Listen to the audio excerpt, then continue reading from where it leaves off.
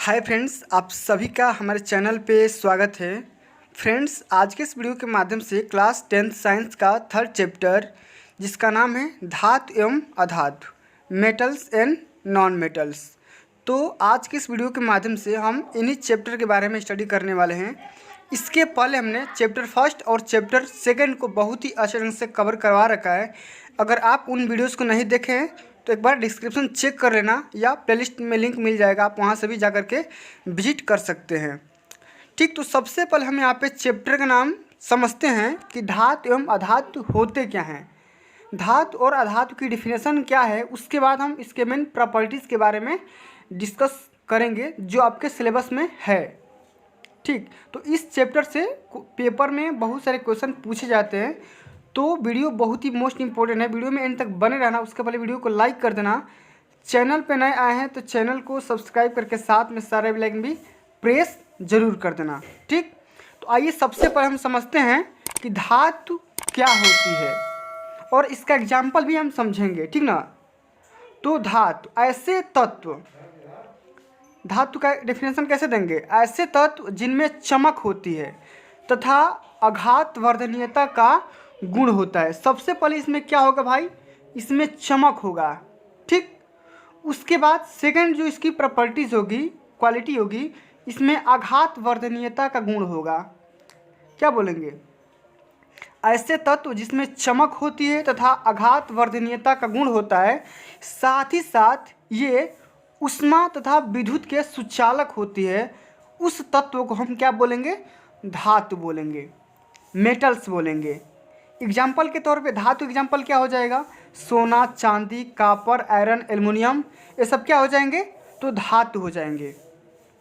अब केमिस्ट्री में टोटल कितने तत्वों को खोजा गया है, तो सबको पता होगा कि कुल 118 तत्व। कितने, तो टोटल 118 तत्वों को अभी तक रिसर्च किया गया है। ठीक ना, फाइंड आउट किया गया है। लेकिन इसमें कितने धातु हैं, कितने उपधातु हैं, कितने मिश्र धातु हैं, इसके बारे में हम अब समझते हैं। तो देखो, टोटल 111 तत्वों में से 91 आपके धातु है, मेटल हैं। क्या है, 91 आपके मेटल, जिसमें सोना, चांदी, आयरन, एल्युमिनियम, कॉपर, ये सब क्या आता है, तत्व जो होते हैं ये सब धातु होते हैं।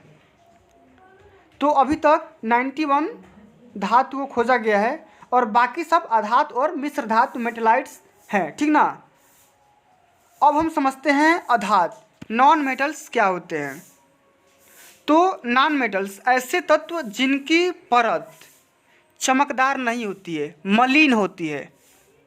ठीक ना, और जिसमें आघात वर्धनीयता का गुण नहीं पाया जाता है। ठीक, और ये जो अधातु होती है ऊष्मा तथा विद्युत के कुचालक होते हैं। क्या होते हैं भाई, कुचालक होते हैं। ठीक ना, तो सबसे पहले आपको इन धातु और अधातु को समझना बहुत ही कंपलसरी था। तो मैंने बता दिया धातु क्या होता है, अधातु क्या होते हैं। धातु और अधातु की एग्जाम्पल मैंने धातु एग्जाम्पल बता दिया, और अधातु एग्जाम्पल जैसे के तौर पे आप ले सकते हो हाइड्रोजन, नाइट्रोजन, सल्फर, ऑक्सीजन, ये सब क्या हो जाएंगे, तो अधातु हो जाएंगे।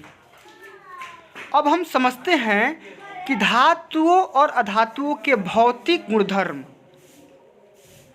ठीक, तो सबसे पहले हम यहाँ पे देखेंगे धातुओं का गुणधर्म क्या होता है और अधातुओं का भौतिक गुणधर्म क्या होता है। भौतिक गुणधर्म का सबसे पहले हम चर्चा करेंगे धात्विक चमक। तो यहाँ पे देखो, जो भी धातु होते हैं, मेटल्स होते हैं, उनकी सतह चमकदार होती है। किसी भी धातु का सरफेस आप देखोगे तो चमकदार होगा, शाइनिंग होगा, चमकता हुआ नजर आएगा। जैसे सोना देखे हो ना, तो सोना का जो आप लेयर देखते हो, परत देखते हो, ऐसे ही आपको देखने में अट्रैक्टिव लगेगा, चमकेगा।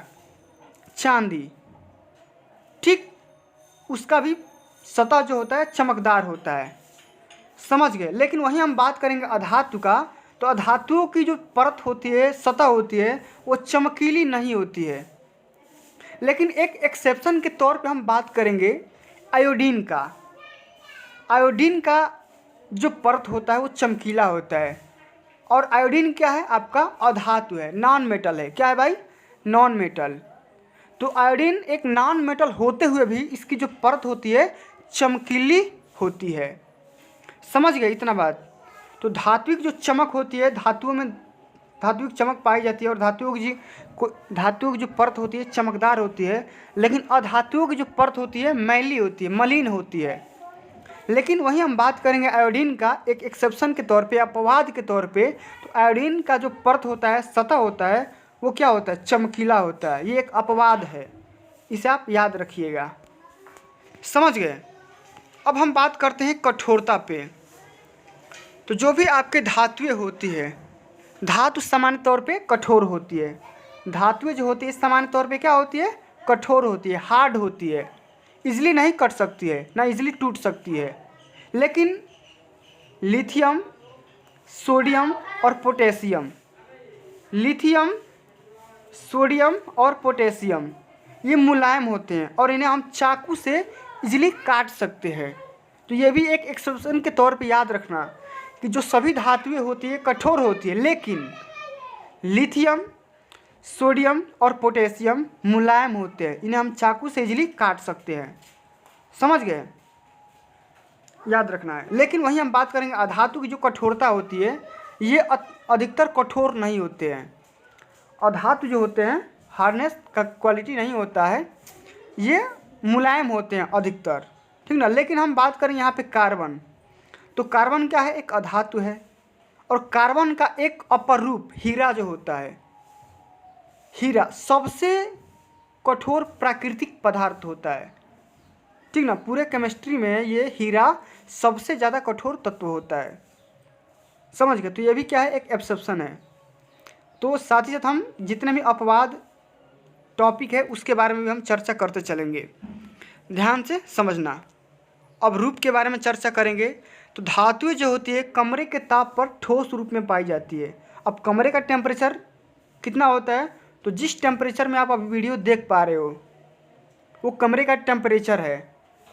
सामान्य तौर पे कमरे का टेम्परेचर 20 डिग्री सेंटीग्रेड होता है और 27 डिग्री सेंटीग्रेड पर जो भी धातुएं होती है वो हमेशा सॉलिड स्टेट में पाई जाती है। लेकिन वहीं पे हम बात करेंगे अधातुओं का, तो अधातुएं कमरे के ताप पर ठोस या गैसीय अवस्था में पाई जाती है।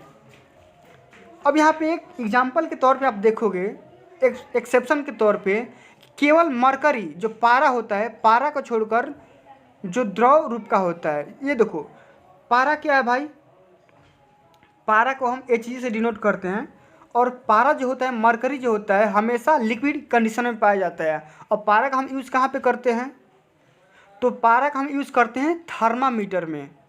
आप लोगों ने सभी देखा होगा, थर्मामीटर में जब भी किसी का बुखार होता है तो पारा जब चढ़ता है तो क्या बताता है, टेम्परेचर को सेंस करता है। तो ये जो पारा होता है कमरे के ताप पे भी लिक्विड स्टेट में पाया जाता है। समझ गए। तो पारा क्या है, एक धातु होते हुए भी इसे हम कमरे के ताप पर द्रव अवस्था में देख सकते हैं। लेकिन वहीं पे हम बात करेंगे अधातु का, जो कि ब्रोमीन एक क्या है, अधातु है। ब्रोमीन का हम Br से डिनोट करते हैं। ब्रोमीन को छोड़कर जो तरल रूप में पाया जाता है, ये जो ब्रोमीन है ये हमेशा लिक्विड में पाया जाएगा, तरल स्टेट में पाया जाएगा, लिक्विड स्टेट में। बाकी सब अधातु जो ठोस और गैसीय स्टेट में हम देखते हैं कमरे के ताप पर। समझ गए। अब हम आघात वर्धनीयता के बारे में समझते हैं।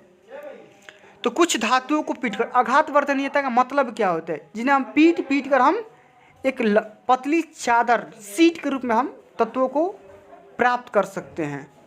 तो आघात वर्धनीयता, कुछ धातुओं को हम पीटकर पतली चादर के रूप में परिवर्तित कर सकते हैं।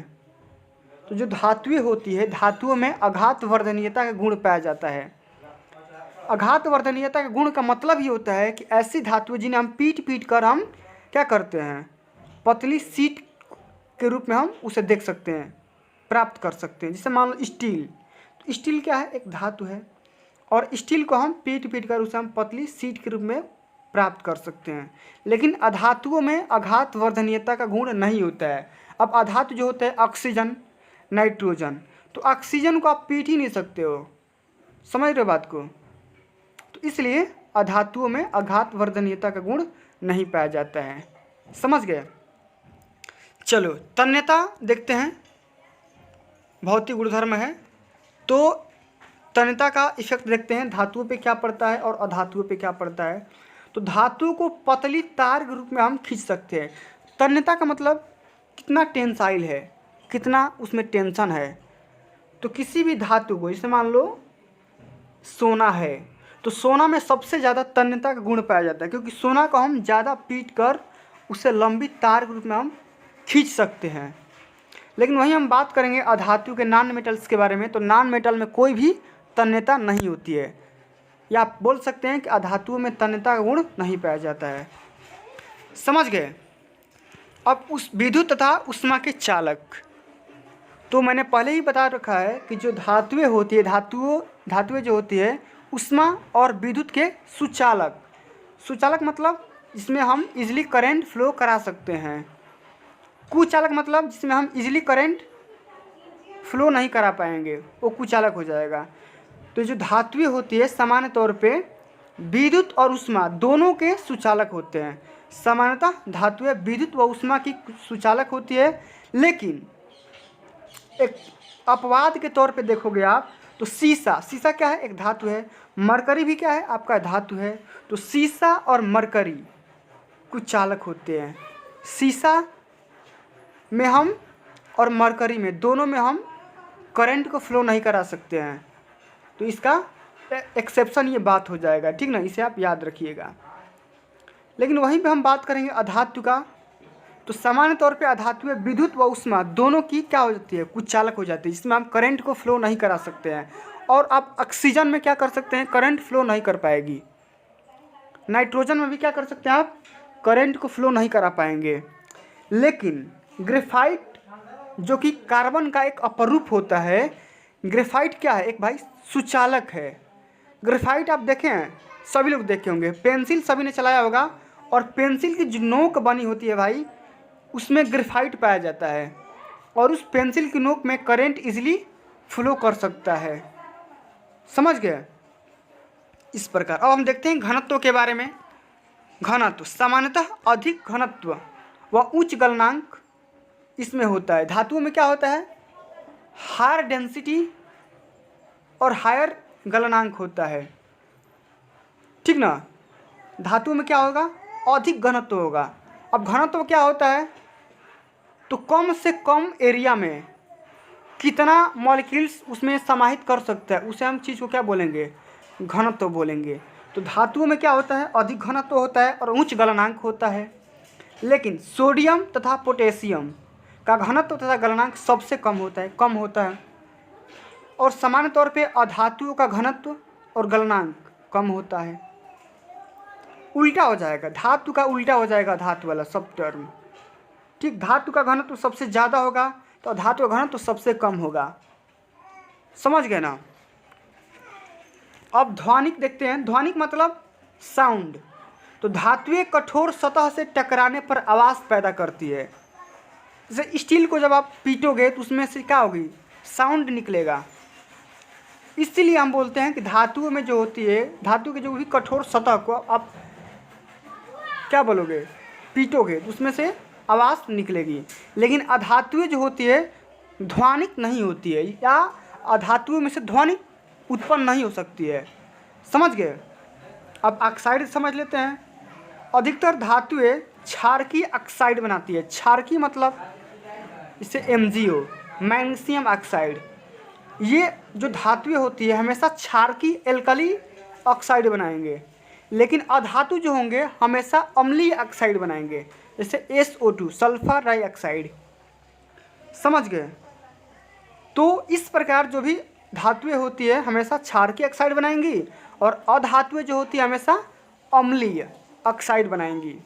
तो इस तरीके से हमने 9 भौतिक गुणधर्मों को देखा जो कि कोई भी धातु और अधातु इससे फॉलो करती है, ठीक। तो फ्रेंड्स आज के लिए बस इतना ही। अगले लेक्चर के माध्यम से हम समझेंगे धातुओं के रासायनिक गुणधर्म। तो धातुओं का रासायनिक गुणधर्म क्या होता है, इसको समझने के लिए हम एक अलग से इसका सेपरेट वीडियो लेकर के आएंगे। इस लेक्चर के माध्यम से हम बस खाली यही समझे कि धातुओं तथा अधातुओं के भौतिक गुणधर्म क्या होता है। समझ लिए। तो टोटल 9 इसका भौतिक गुणधर्म था, हमने बारीकी से समझ रखा है। तो फ्रेंड्स आज के लिए बस इतना ही, मिलते हैं अगली वीडियो में। ये वीडियो आपको अच्छी लगी होगी, हेल्पफुल लगी हो तो वीडियो को लाइक करना, ज़्यादा से ज़्यादा इस वीडियो को शेयर करना, और अभी तक आपने मेरे चैनल को सब्सक्राइब नहीं किया है तो सब्सक्राइब करके साथ में सारे बेल आइकन प्रेस कर लो। जय हिंद, जय भारत, वंदे मातरम।